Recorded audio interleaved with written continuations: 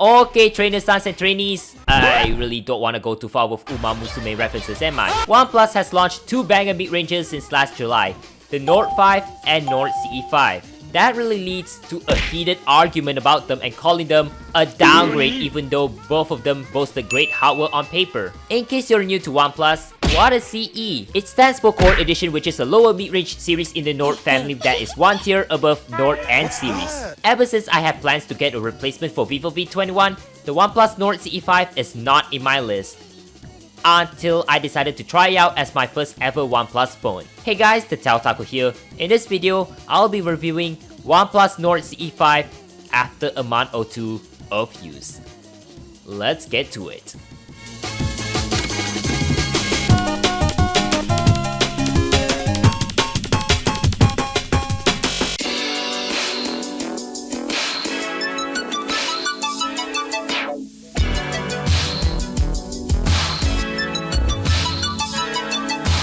Well, a lot of people in the tech community are really mad over the Nord 5 and Nord CE5 release and calling that a downgrade, but actually, they do have some upgrades done to it in terms of hardware. People literally scream, "Hey, you can buy the Nord 4!" Yes, I know, the Nord 4 looks nice and premium, but it's terrible for repairability that I had 6 or 7 gen iPod Classic flashbacks after seeing the Nord 4 tear down. Trust me, it's gonna be a real pain if you do the repair for yourself. On to the design of the OnePlus Nord CE5. It does have a premium look with marbly finish on the back in the Marble Mist variant that I have. In reality, this phone has a plastic build with plastic bag. It does feel cheap but not too cheap that it'll creak really badly. Despite that, it's a well-built phone for day-to-day use. You can get the Nord CE5 in Marble Mist that I have here, or the boring Infinity Black that makes you say, "Cukup hitam lah, betul-betul nampak premium." Wait, what is happening with my voice? There is also a Nexus Blue variant, but unfortunately, we don't get that in Malaysia and certain regions. Wait, is it India only color variant? I might be wrong though. On to the tour of the Nord CE5. On the front, we have a 6.77-inch 1080p Fluid AMOLED display with 120Hz refresh rate and HDR10 Plus support. It looks nice, sharp, and vibrant. The peak brightness is good and it's actually usable at outdoors under sunlight. It's not super bright, yet it's tolerable for it. There's also an optical in-display fingerprint reader below it and it was really quick. I'm not kidding, it was this fast. OnePlus did not specify what type of glass that the CE5 uses, but it does have a pre-applied screen protector so you can save your lunch money for your tempered glass later on, or you can keep using it if you want. Above the display, there's a 16-megapixel selfie camera and a tiny slit for the earpiece speaker. Unfortunately, this is not a stereo setup. On the right hand side, there's a power button and volume rocker which does not feel as premium as I thought, but it's fine by me. On the top, there's a secondary microphone. On the left hand side, there is nothing. Sadly, no plus key from the Nord 5 or alert slider from other OnePlus phones, which stinks for most of OnePlus users. On the bottom, there is only a mono speaker, a USB 2.0 Type-C port that supports 80 watt of super fast charging, a main microphone, and a SIM card tray that doubles as a micro SD card slot. It's a double-sided hybrid tray that can house dual SIM card or SIM card plus micro SD card slot, so hallelujah! Expandable storage! Wow. Also, what's not so wonderful is that the Nord CE5 does not have a 3.5mm headphone jack, which is a massive bummer for me. Okay, no more explosions. If you're using wired audio on OnePlus Nord CE5, sadly you cannot use a dongle that has analog audio. Like, this is literally a huge crime. This is another reason I despise phones without a 3.5mm headphone jack at the very least. Enough yapping, back to the tour. On the back is the camera bump that houses 50-megapixel Sony LYT600 main camera above, which does have OIS, an 8-megapixel ultra-wide camera below it, and a sneaky IR blaster tucked in between the cameras. There's a single LED flash next to the main camera. By the way, this phone is IP65 rated so it can take rainy days if you're walking with a raincoat on, or during accidents happen. Display does have Aqua Touch which does let you use your phone while the droplets are all over the display. Specs wise, the OnePlus Nord CE5 packs an upper mid-range punch in the price of under 1,500 ringgit. It has a MediaTek Dimensity 8350 Apex chipset paired with either 8 or 12 gigs of LPDDR5X RAM. Storage on the other hand can be opted with either 128 gigs or 256 gigs of UFS 3.1 storage. In Malaysia, you can only opt for 8256 variant at least for now. More specs are on the screen here. Pause if you want to read. Looking at the software of OnePlus Nord CE5, it does ship with Android 15 out of the box with OxygenOS 15 skin on top, which is basically Oppo's ColorOS. The Nord CE5 is guaranteed to get 4 OS updates and 6 years of security updates. 4 OS updates are not the most generous amount, but hey, having good security update lifecycle is better than nothing. There's a lot to show in terms of features with notable AI stuff on it, like AI eraser so you can delete people in a way from your photo shoot, unblur stuff, reflection remover stuff, you name it. Except 2 of them doesn't work. It didn't actually remove the reflection. What? Unfortunately for the CE5, there is no always on display despite it clearly has it, but it's more of an ambient display than always on did. Other than that, OxygenOS is easy to adapt if you're coming from a cheap Oppo or Realme phones because it feels similar to ColorOS or Realme UI. If you're coming from other brands, it takes time to get used to this skin of Android, but otherwise easy to adapt. Bloatware wise, it does ship with not too much bloat really. And now let me talk about the bloat that ships with the Nord CE5. And we have Amazon, which is no one cares about, Booking.com, OnePlus Community, which is not considered bloat, it's pre-bundled here, Fitbit, no one uses Fitbit anyways. And of course we have Link freaking in, and then there's Netflix, which most of you will use that for streaming stuff anyways. Prime Video, who uses Prime Video emulation anyways? Can't forget Facebook, which I'm gonna uninstall for this benchmark stuff here. Most apps can be uninstalled, which is easier said than done. Despite being a ColorOS base now, OxygenOS is very CP, but you might notice some jitter when you quickly open and close apps every so often for split seconds. Not like you will want to do this every day. Coming from Meme UI or MIUI or HyperOS, I feel like OxygenOS is the best Android skin I've ever used. It does have ColorOS familiarity, good customizability, oh god, that's a bad canvas of myself, and most importantly, it's a clean looker. On the performance side of things, the Nord CE5 is a solid mid-tier performance that can play games like a couple of Hoyo titles like Genshin Impact at max settings with motion blur off.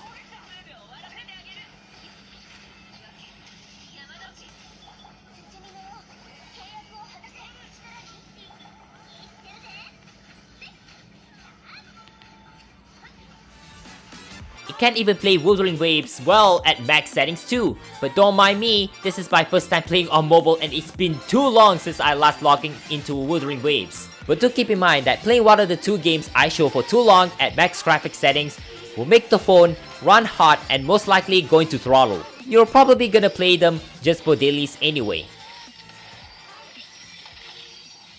People will say, "Where's Mobile Legends?" or Where's COD Mobile? unfortunately, I don't play those trendy mobile games. If you're here for that, this channel is not for you. Carrying on to benchmarks.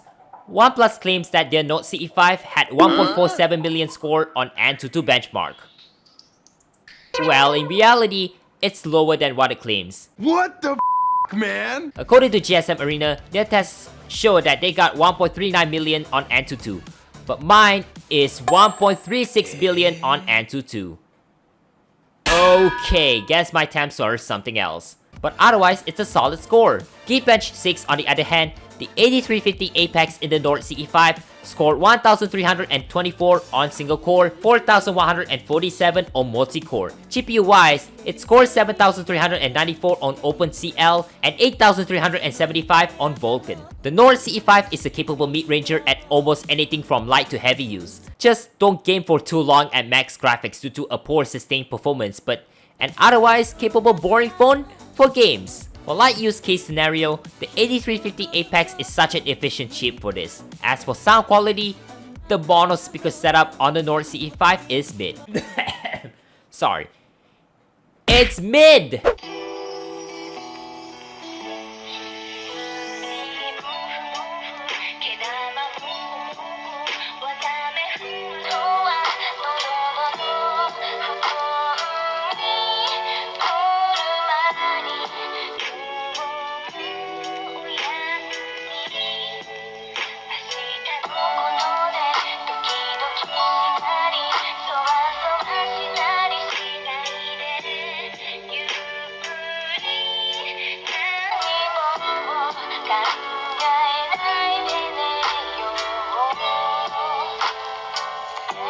On max volume, it was loud enough. Also, I did use Redmi Note 10 Pro as a point of reference, so don't call me out on that. However, there's a feature called Ultra Volume, but it ended up sounding distorted like a blown up nugget phones.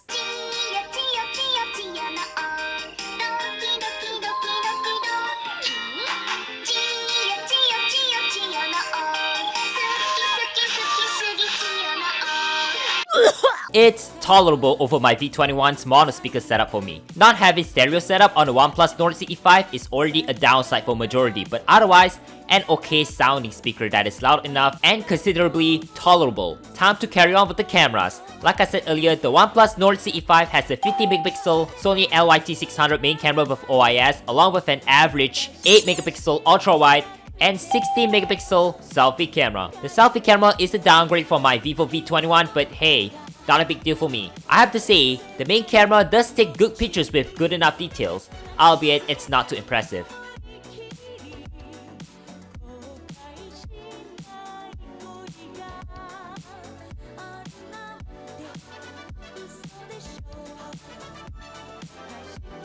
Digital zoom, however, my eye said it's spot on.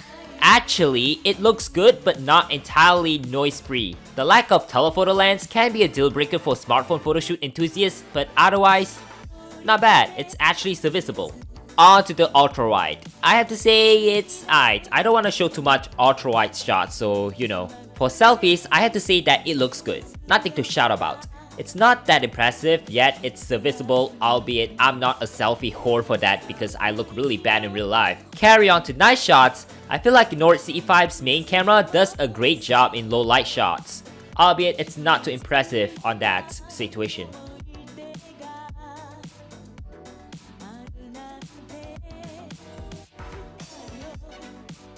Nothing to hurt about the ultra-wide night shots because it looks rather crap. Low light selfies look pretty good. No complaints whatsoever. Portrait shots turn out great. The blur is spot on. Well, almost, because it struggles with certain objects. If you're taking a portrait shot of people, the background blur is definitely spot on.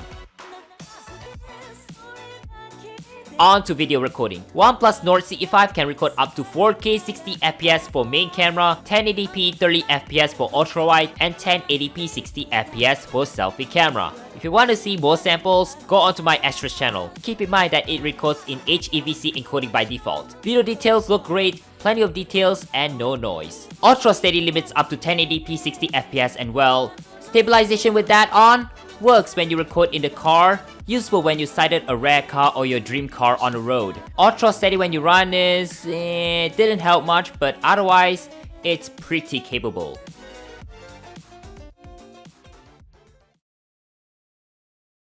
Okie dokie. We're in the part about the battery life. The Nord CE5 packs a beef 7100 mAh silicon carbon battery for global or Indian unit, while the EU model gets 5200 mAh lithium polymer battery. I'm not sure if this is lithium ion or lithium polymer, I don't even know. But it's 5200 mAh battery. I expect the EU model to have a little worse battery life than that, but I might be wrong otherwise. My CE5 lasted me about a day and a half of mixed usage from regular usage, watching some media, to doom scrolling on Facebook while I saw some questionable anime posts I see on my For You page where it's not supposed to be. Damn it, Zuckerberg! But yeah, it's a sad reality. Sometimes it lasted me almost 3 days of battery life when it wasn't used much while I do other things like editing this video here or focusing on my Uma Nugget to train my horse skills. Like seriously, I had extremely hard time getting this thing running low on battery after my use case scenario. But other than that, if you're not playing games, the Nord CE5 can get you through the whole day or two. The battery life is really solid with reasonable hours of screen on time. As for charging, it does have 80 watt of super fast charging. It sounds overkill for me, but it's enough to quickly charge a beefy 7100 mAh silicon carbon battery. Charging a nearly drained battery took me about an hour to fully charge. It's impressive on how much fast charging tech has changed over the past decade. Big stinker for majority of you is no charging in the box. Yeah, no charging brick in the box. I thought I can reuse my Xiaomi charger for this, but nope. The seller decided to give me a free Oppo 80W Super VOOC charger in order to fully utilize it on the CE5. Why, thank you Thunder Match, I appreciate it. Shout out to this shop. To conclude my OnePlus Nord CE5 review, It's a banger mid-ranger that is worth your well-saved money if you're looking forward to upgrade from your previous phone. It looks bland, yet it has not very flagship power that performs really well in day-to-day use and a casual max settings gamer who wants to do dailies anyway. While people thought it's going to be my new daily driver, but there is one specific thing that is preventing me from doing so. On a scale of 1 to 10, I had to rate OnePlus Nord CE5 a rating of 7 minorities out of 10. Let's bring up TTO lists of the good, the bad, and the ugly on the board here. It's subjective, so take this with a grain of salt.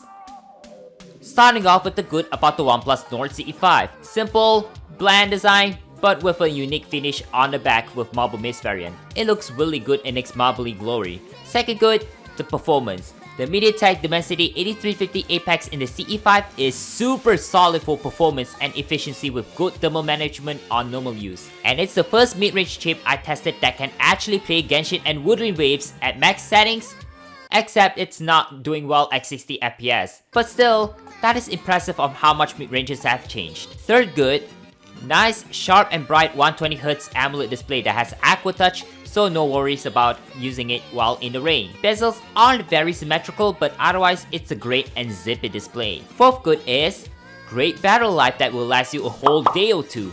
Sometimes almost 3 days if you're not using it a whole lot, so it's a viable sleeper burner phone. Probably. Fifth good is expandable storage.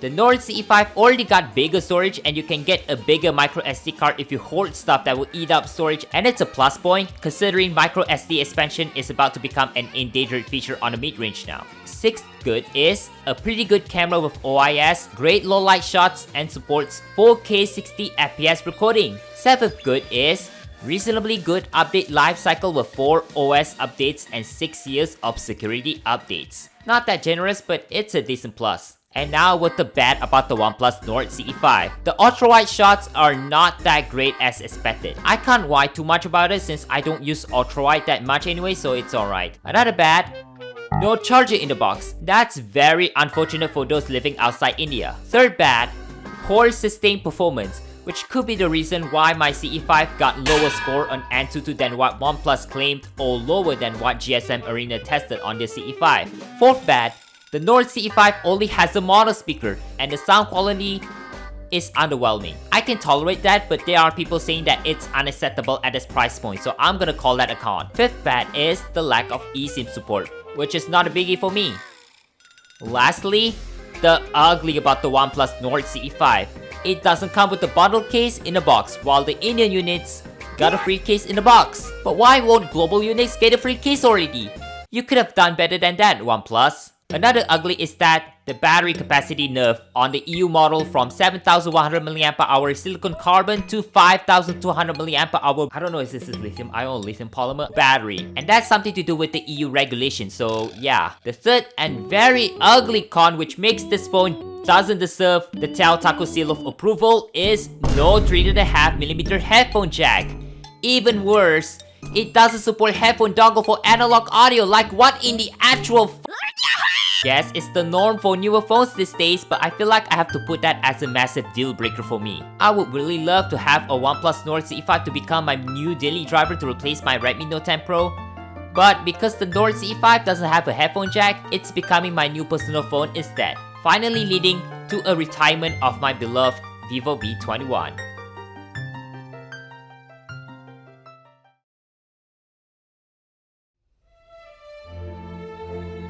That's gonna be a wrap up of my review of the OnePlus Nord CE5. It's a great mid-range phone, but unfortunately, it doesn't deserve the TheTechOtaku's seal of approval for that reason alone. If you like the Nord CE5, go ahead, buy it. Otherwise, there's a solid lower flagship alternative that don't destroy your penny pouch with great performance like the Poco F7, albeit pretty doo-doo software. Or if you want to spend more for the Nord, go for the Nord 5 instead, but keep in mind that the chipset it has is one generation behind on what the Poco F7 has to offer. The price for the OnePlus Nord CE5 is 1,499 ringgit in Malaysian market. And that's for the Seoul 8256 variant, which can be a banger deal. With that, I would like to thank you all for watching. Be sure to like, comment, share, subscribe, and hit the bell icon for more smartphone content just like this. And be sure to stay up to date on the TheTechOtaku's Blue Sky link down in the description. I have a TikTok account which I'll link down below. Feel free to follow me there. If you'd like to donate to the channel, I have Ko-fi and Patreon at links down below. Donations are appreciated and you can feel free to do so. That's all for this video, and I'll see you guys in the next. TheTechOtaku signing out.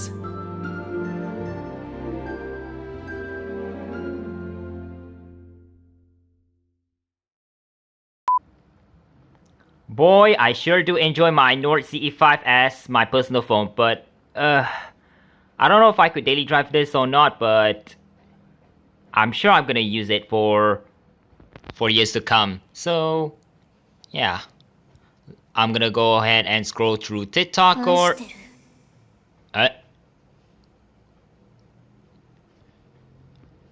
what does that sound?